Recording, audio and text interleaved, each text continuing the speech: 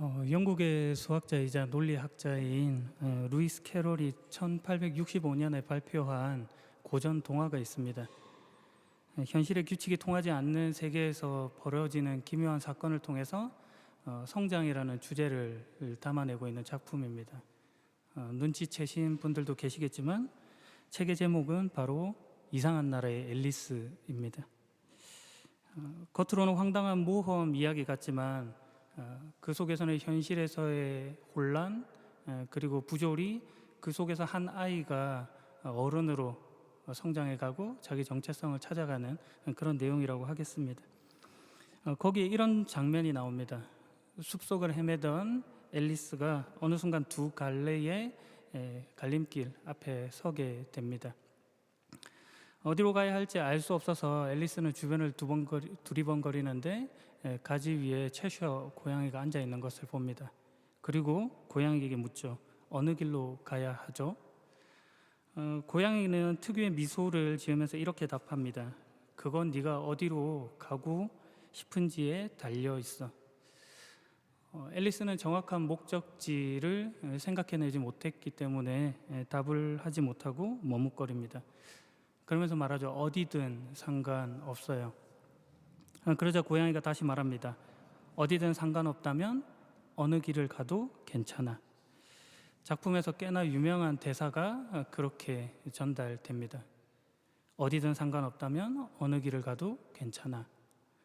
무슨 뜻일까요? 정말 괜찮아서 작가가 그렇게 쓰고 있는 것일까요?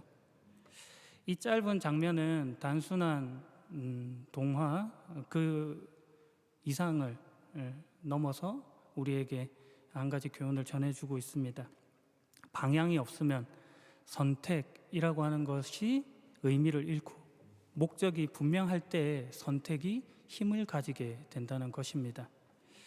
정확한 목적지를 말하지 못하는 이 앨리스를 통해서 우리의 선택에 있어서 우리 앞에 놓여져 있는 그 길을 가는 것, 그것보다도 그 앞서서 자신이 원하는 목적지가 무엇이고 추구하고 있는 가치가 무엇인지 그것이 훨씬 더 중요한 것 아니냐 하는 물음을 물어오는 것입니다. 마찬가지로 오늘 본문이 이 앨리스가 서 있는 갈림길과 같이 우리에게 선택의 두 길을 제시해 주고 있습니다. 본문을 다시 한 번 더 읽어보도록 하겠습니다. 뜨거운 용광로와 같은 날이 오고 있다. 그날의 모든 교만하고 악한 사람이 지푸라기같이 완전히 타 없어질 것이다. 뿌리나 가지가 다 타버릴 것이다. 나 만군의 여호와의 말이다. 그러나 나를 섬기는 너희에게는 의로움이 해처럼 비출 것이다. 거기에서 치료하는 강선이 나올 것이다.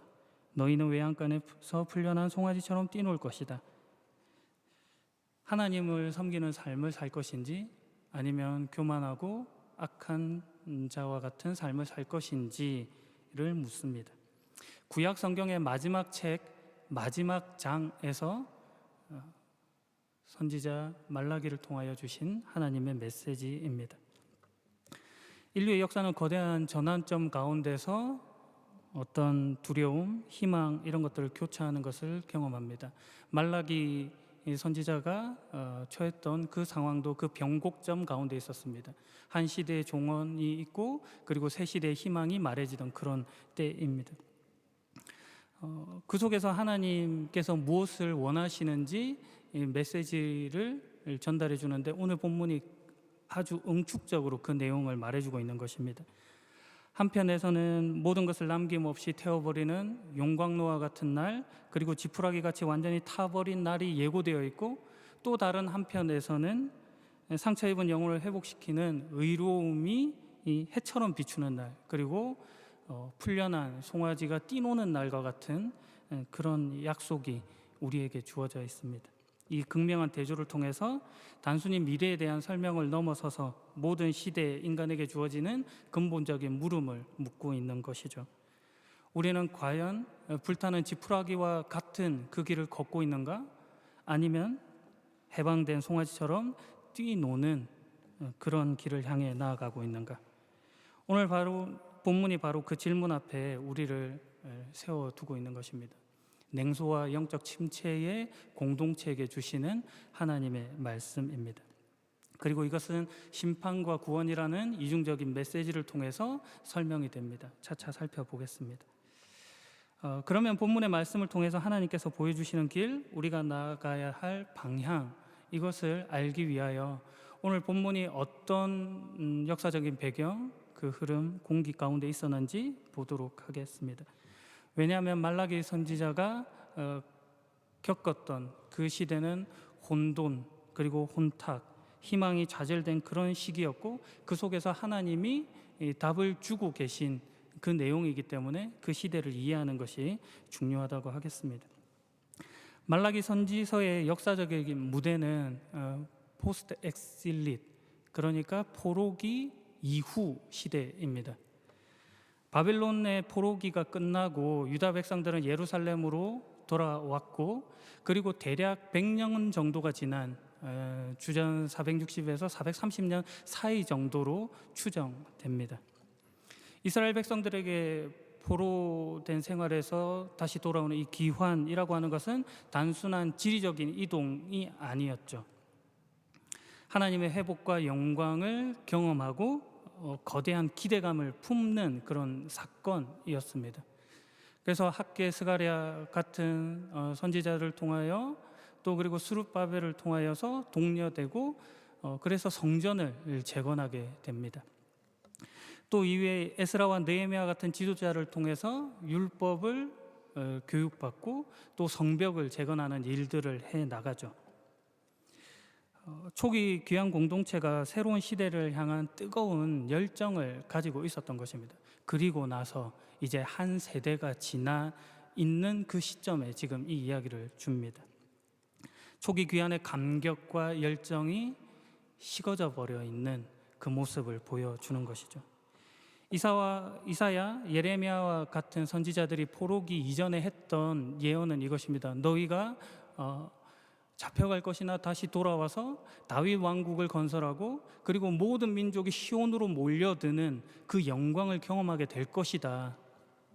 그런데 그들이 지금 마주하고 있는 그 현실은 여전히 페르시아라고 하는 제국의 지배하에 있고, 제한적인 자치권을 가지고 있고, 경제적인 측면에서 보자면 가뭄, 기근, 흉년, 이런 메뚜기 재앙 같은 재난들로 인해서 궁핍한 생활, 고통을 겪는 그런 처지에 있었습니다.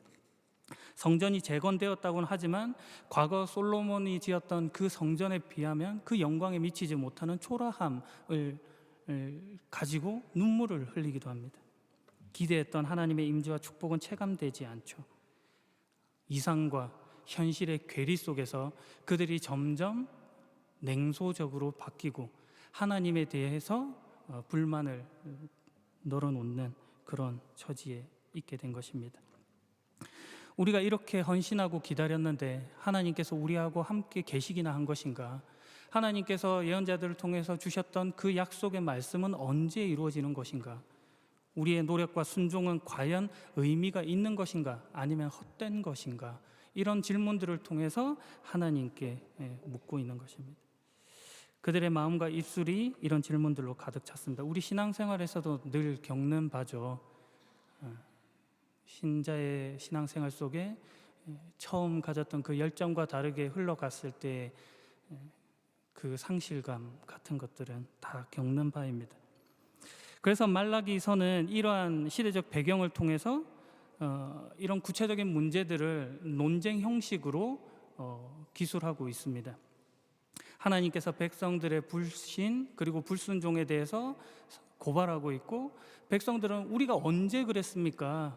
어떻게 그렇게 했습니까? 라고 되묻고, 그러면 하나님께서 다시금 너희가 이러이러했다라는 증거들을 보여주시는 것으로 말라기는 진행됩니다.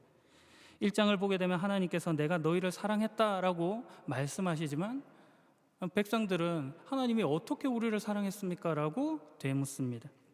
2장을 보게 되면 하나님께서 백성들이 이방 여인과 결혼하고, 그리고 약속의 아내들에게 거짓을 행하고 가정을 파괴했다라고 말하지만 백성들은 우리가 어떻게 여호와를 괴롭혔습니까? 라고 말하고, 또 일단의 무리들은 하나님께서는 악한 일을 행하는 자들도 좋아하신다라고 비아냥거리기까지 합니다.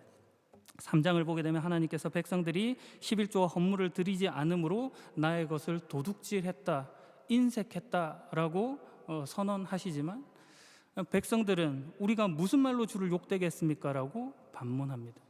이런 상황 속에서 말라기 선지자, 나의 사자, 나의 메신저라는 이름의 뜻을 가진 이 말라기 예언자를 보내심으로 하나님의 메시지를 전달해 주고 있는 것입니다. 그리고 그 응축된 내용이 오늘 본문의 말씀입니다. 다시 한 번 더 읽어 보겠습니다. 뜨거운 용광로와 같은 날이 오고 있다. 그날에 모든 교만하고 악한 사람이 지푸라기 같이 완전히 타 없어질 것이다. 뿌리나 가지가 다 타버릴 것이다. 나 만군의 여호와의 말이다. 그러나 나를 섬기는 너희에게는 의로움이 해처럼 비출 것이다. 거기에서 치료하는 광선이 나올 것이다. 너희는 외양간에서 풀려난 송아지처럼 뛰놀 것이다. 하나님의 메시지가 양면적으로 선포되고 있죠. 한편에서는 날카로운 책망, 임박한 심판에 대한 이야기가 나와 있고, 또 다른 한편에서는 하나님께서 구원하시겠다고 하는 회복과 희망의 이야기가 전달됩니다.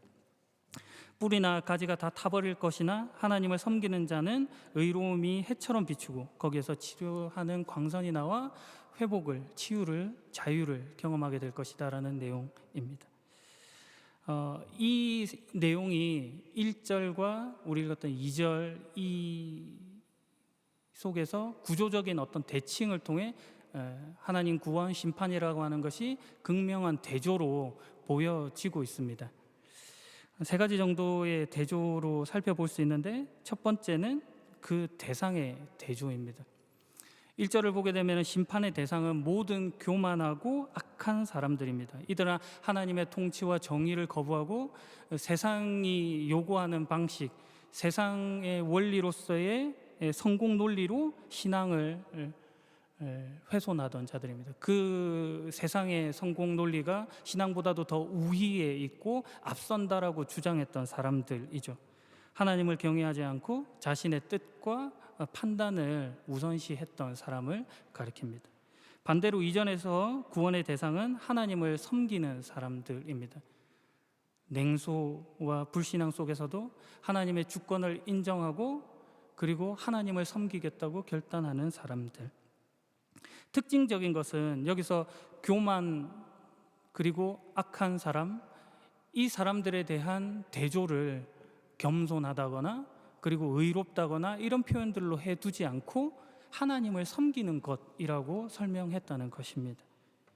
교만과 악이라고 하는 것이 어떤 도덕적인 문제가 아니라 하나님을 섬김과 대조되는 신앙의 문제로 지금 성경이 접근해 주고 있는 것이죠. 두 번째 대조는 이미지입니다. 1절에 보면 심판의 이미지는 뜨거운 용광로와 지푸라기로 되어 있습니다. 용광로라고 하는 것은 개방된 불과는 다르게 더 높은 온도에서 모든 것을 녹여버리는 어떤 폐쇄된 공간인 것이죠. 이런 이미지가 주는 것은 누구도 그 범위 안에서 벗어날 수가 없다. 하나님의 심판을 피할 수 있는 자는 아무도 없다 하는 이미지를 주는 것입니다.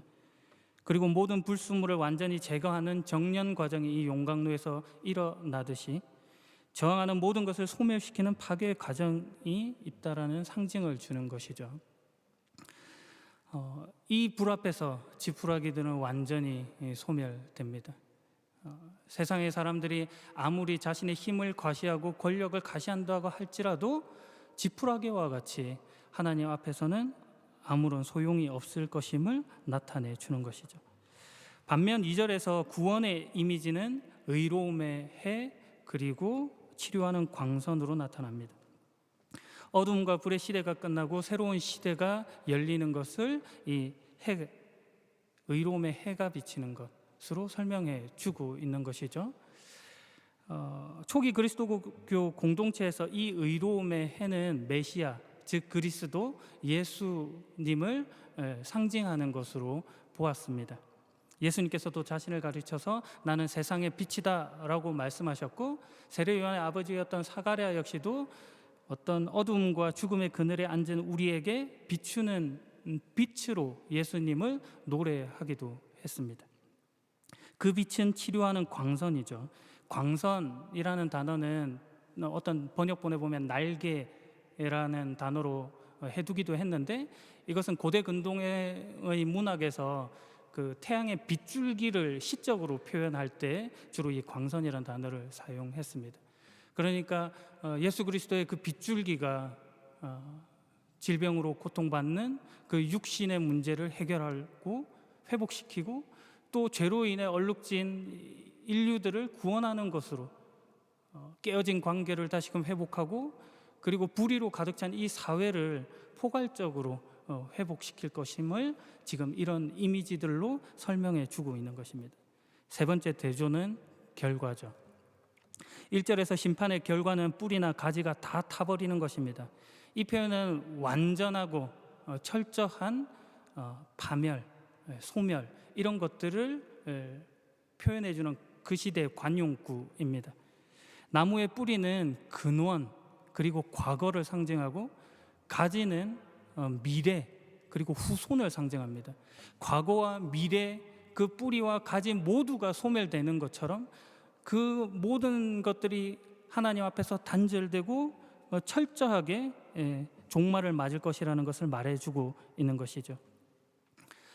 반면에 2절에서는 구원의 결과가 외양간에서 풀려난 송아지처럼 뛰노는 것으로 표현되고 있습니다. 구원의 최종적인 모습이 해방된 그 소처럼 자유롭게 뛰노는 그런 생동감 있는 이미지로 설명되고 있는 것이죠. 오랫동안 어둡고 비좁은 외양간에 있었던 송아지가 풀려나 밖을 뛰노는 그 완전한 해방, 자유함, 그 기쁨, 이런 것들을 구원으로 표현해 주고 있는 것입니다. 단순히 심리적인 만족을 넘어서서 부활의 생명으로 새로워진 존재 경험을 말해 주는 것이죠. 정리하면 심판의 핵심은 교만과 불신앙에 대한 철저하고 완전한 소멸이고, 구원의 핵심은 하나님을 경외하는 신실함에 대한 전인적인 회복, 그리고 치유된 자유, 기쁨입니다.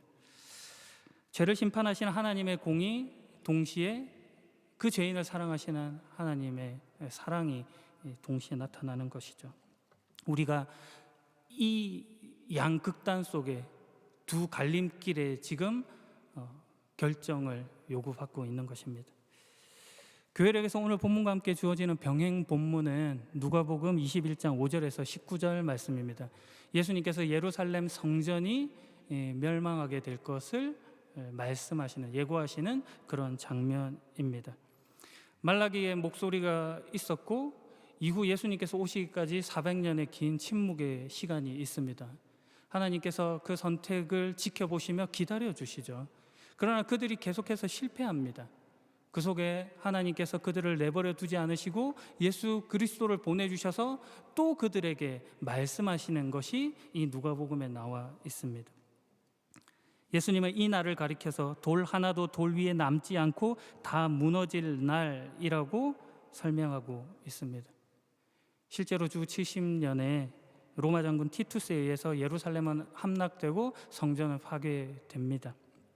유대 역사가 요세푸스의 기록에 따르면 조금 과장이 있을 수 있겠지만 당시 110만 명의 사람이 사망하고 9만 7천 명이 포로로 잡혀갔다라고 기록하고 있습니다. 참혹한 파괴의 장면을 그런 식으로 묘사해 둔 것이죠. 말라기가 예언한 뿌리와 가지가 완전히 타버릴 그 모습이 그때 일어나는 것입니다. 역사적인 심판의 축소로 지금 이것이 설명되는 것이죠. 그러나 이 말씀은 종말론적인 차원에서 마지막 날을 예표하기도 합니다. 초대 그리스도교 공동체에서의 전통을 보면 예루살렘의 멸망 예언은 세상의 마지막 날에 있을 최종 심판을 말하는 것이다라고 기록하고 있습니다. 왜냐하면 유대 사람들의 생각에서는 성전이라고 하는 것이 우주를 상징하는 것과 같았습니다.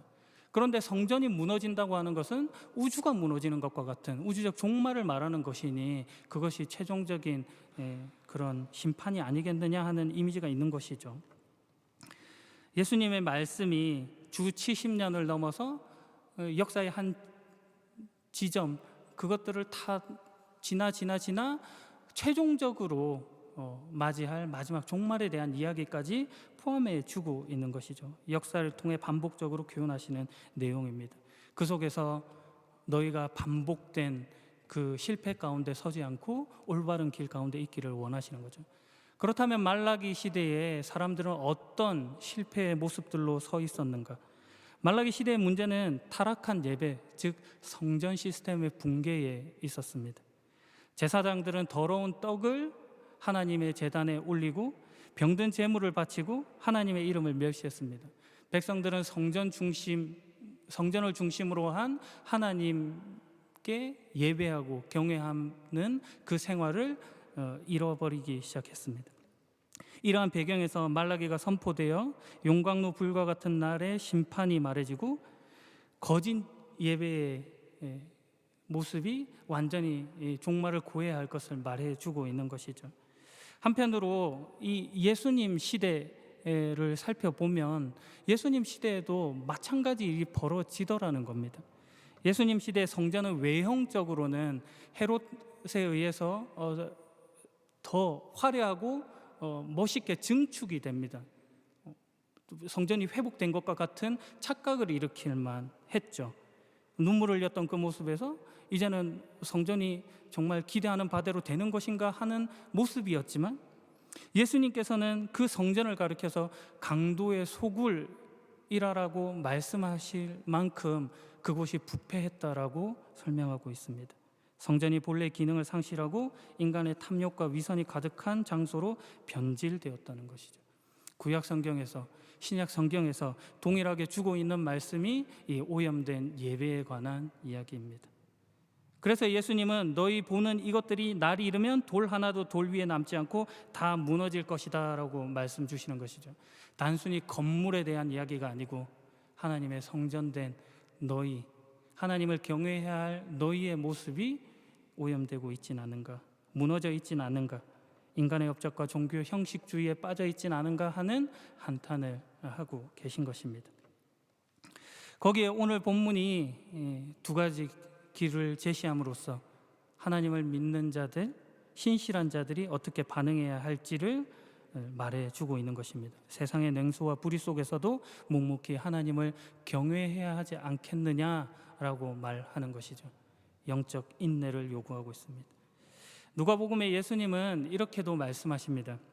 마지막 때가 이르기 전에 너희는 전쟁과 난리, 지진, 기근, 전염병과 같은 사회적인 혼란을 겪을 것이다.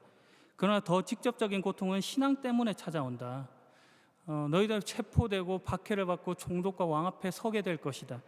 그리고 심지어는 부모와 형제, 친척, 친구에게 배신을 당하고 일부는 죽임을 당하게도 될 것이다 라는 말씀을 주십니다. 상상할 수 없는 고난의 목록들을 말씀해 주고 계신 것이죠. 하나님 믿는데요. 그런데 이 현상에 대해서 이어서 예수님이 하시는 말씀이 이것입니다. 그러나 이것이 너희에게는 증거의 기회가 될 것이다. 우리를 옥죄고 유혹하는 그 모든 시험들 앞에서 우리의 실력이 드러나질 것인 거죠. 최악의 상황을 묘사하신 후에 예수님은 또 역설적으로 이런 보증을 하십니다. 그러나 너희 머리카락 하나도 다치지 않을 것이다. 너희는 인내함으로 생명을 얻을 것이다. 어떤 혼란과 고난 속에서도 흔들리지 않을 근거, 예수 그리스도라는 이름, 그분의 말씀을 통한 우리에게 보장된 구원이 있는 것입니다. 여기에서 인내하라라는 말씀도 있죠. 여기서 인내는 어떤 수동적으로 참고 견디는 정도를 말하지 않습니다. 우리는 그렇게 하죠. 우리는 어쩔 수 없어 당합니다. 견뎌야 하죠. 그것이 잘못됐다는 것은 아닙니다. 하지만 성경에서는 거기서 한 발 더 나아가야 되지 않겠느냐. 능동적으로 하나님의 약속을 신뢰하고 말라기 선지자가 이야기하는 하나님을 섬기는 자의 모습을 너희가 가져가야 되지 않겠느냐라고 말해주고 있는 것입니다. 세상의 소리가 아니라 하나님의 목소리에 귀 기울이는 자가 되라는 것이죠. 그래서 덧붙이자면 이 용광로 불과 같은 심판, 그 목적은 하나님의 무서운 분노라든지 그리고 파괴적인 형벌을 보여주고 싶어서 나타낸 이미지가 아닙니다. 종말이라고 하는 그 헬라어 단어는 아포칼립시스입니다. 문자적인 의미로는 덮은 것을 벗겨내다, 드러낸다는 뜻입니다. 이런 관점에서 볼 때 심판이라고 하는 것은 하나님이 세상을 벌하시는 행위라기보다는 세상이 가지고 있는 그 스스로의 어떤 모순, 허구성 같은 것들을 폭로하는 것입니다. 심판을 통해서 그들이 가지고 있는 내용들이 드러나게 되는 것인 거죠. 거짓된 시스템의 폭로, 인간의 교만과 불의가 드러나고 제어되지 않는 욕심, 이런 것들이 다, 폭력성, 이런 것들이 다 고발되는 것입니다. 2000년 전 역사 속에서 의로움의 해인 예수 그리스도께서 찾아오셔서 그 모든 것들을 드러내시고 또 그 속에서 오늘 말씀과 같이 치료하는 광선으로서 빗줄기를 비춰주셨습니다. 우리에게 구원을 이루시고 시작하신 것입니다. 그리고 다시 오실 약속의 날로 우리를 인도하고 계신 거죠. 이 약속의 날은 단순한 미래적인 사건이 아니라 오늘 우리가 결단해야 할 양갈래길에서의 모습입니다. 피할 수 없는 선택의 기로에서 하나님께서 제시하신 생명의 길을 갈 것인지 악인의 길, 교만의 길을 갈 것인지 말입니다. 마지막 이야기로 설교를 마무리할까 합니다. 설교의 앞부분에서 우리 이상한 나라의 앨리스에 대한 이야기를 살폈죠. 어디든 상관없다면 어느 길을 가도 좋아. 이 말이 있은 후에 앨리스는 이렇게 말합니다. 그렇지만 어딘가에는 도착하고 싶어. 그러자 채셔 고양이가 답합니다. 틀림없이 도착하게 될 거야.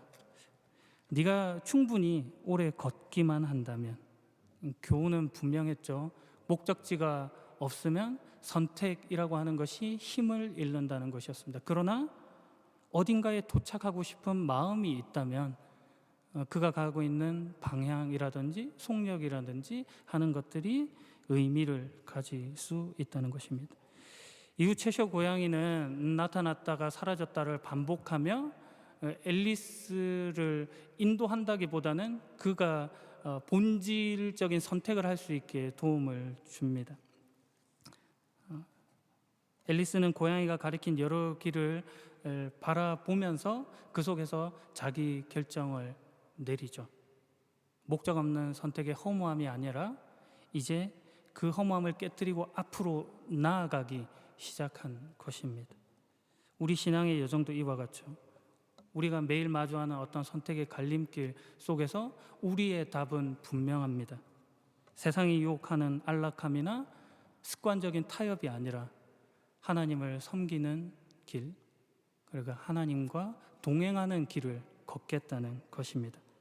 오늘 그 선택 속에서 하나님의 회복과 자유와 구원을 경험하시는 복된 여러분이길 예수 그리스도의 이름으로 축복합니다. 기도하겠습니다.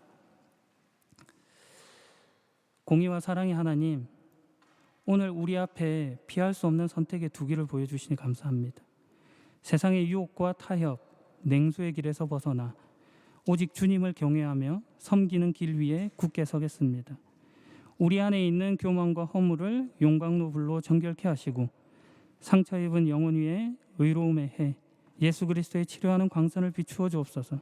그 빛 안에서 저희가 참된 자유와 회복을 경험하게 하시며 인내하고 믿음으로 걸어가는 삶 살아가게 하옵소서. 생명 주신 예수 그리스도의 이름으로 기도합니다. 아멘.